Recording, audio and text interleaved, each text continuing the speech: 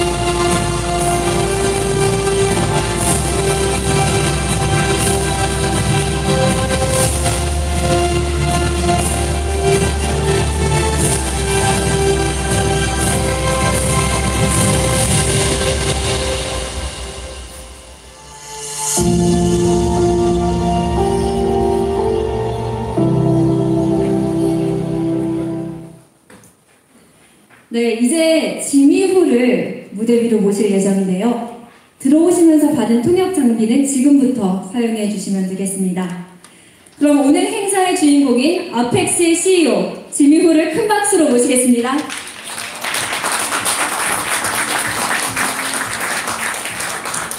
Okay, so I'll first ask questions in Korean and then I'll ask them in English. 먼저 인사 말씀과 한국에 오신 소감을 한마디 부탁드릴게요. So if you could introduce yourself and share how it feels to be here. Oh, okay. Hi everybody, I'm Jimmy, CEO of Chinapex and Apex Network, and it feels great to be in Seoul as always, and happy to see everyone here. This is not your first time in Korea, I believe. No, it's not. Came here many times before, but previously for non-Apex related business trips, mostly. So this is your first trip on behalf of Apex, right? Yes. Okay.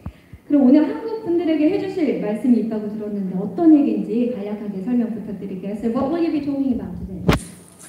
Yeah, today I won't really be talking about the project itself that much, as well as the technical aspects of the project, because those are all in the white paper, and all the information is online. I think it may just bore everybody. I'll share a little bit more personal stuff, like how I got into Apex Network and how I started my company. I think that's probably something slightly more interesting.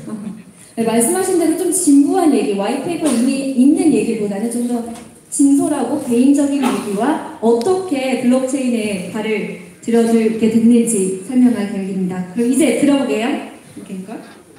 Okay. Do you have the presentation clicker? Oh.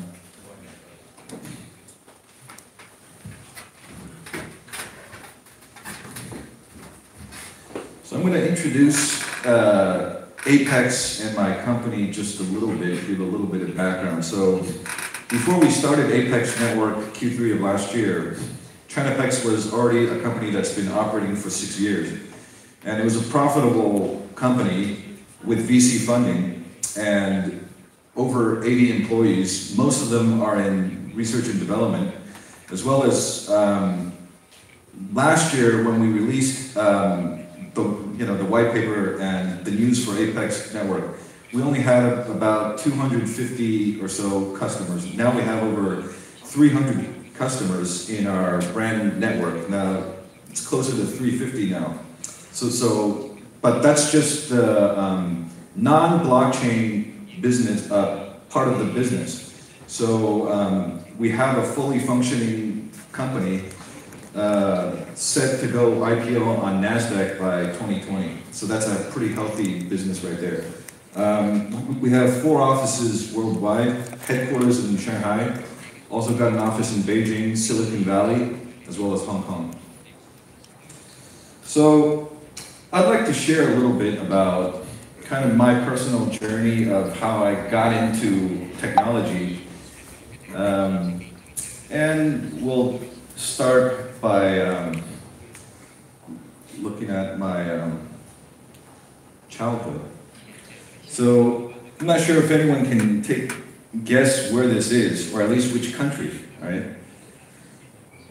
I think most people can guess that it's somewhere in the US or something like that, right? It's actually in California, so it's a small town in California called Pleasanton.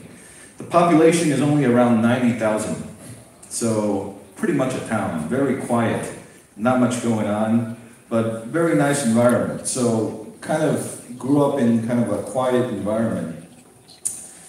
Didn't do much until high school. So that was my high school, and that's me in high school. So first year in high school, I started programming. Back then it was in C++. So it was just a pure interest of mine, and I started making some mini games. And then eventually I figured that I could make some money by doing some software development outsourcing work for some local small businesses. But they paid me very little. So they saw that I was a high school kid and they paid me like 50 bucks or 100 bucks. It was a lot of money to me back in the day, you know, buy some PlayStation games and stuff like that. And then I went to college. So I went to college at Berkeley. I studied, went into the computer science and electrical engineering major. It's called EECS at Berkeley. And it was all good, but quite boring. Had a lot of laboratories, where you have to connect the circuits and stuff like that. I really hated that stuff, but one day I met this guy. So that's my co-founder, Tiger Yang. So we were in a computer science lab, only the 2 of us, because we're the only 2 that didn't go to class. So then we started talking.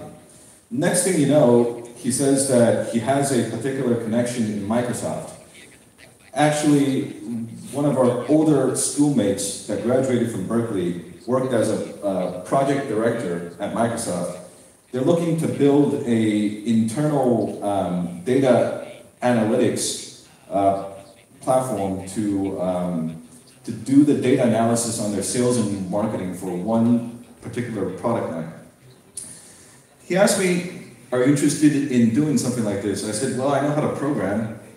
Why not? Do we make money? Of course." Okay. Next thing you know, we're pitching to Microsoft. So I remember that day, I was walking into their office in Silicon Valley, and it was my first time wearing a suit. And I was wearing a suit with white Nikes. The guy in the office looked at me very strangely, but it's all good. We did okay in the pitch, but we were up against big companies, big software development contractors like Accenture, Cognizant, and Capgemini. And we were the only students in the bidding group, just because our older classmate is the project manager, I suppose. So we got in lucky there. But basically, those 3 companies proposed a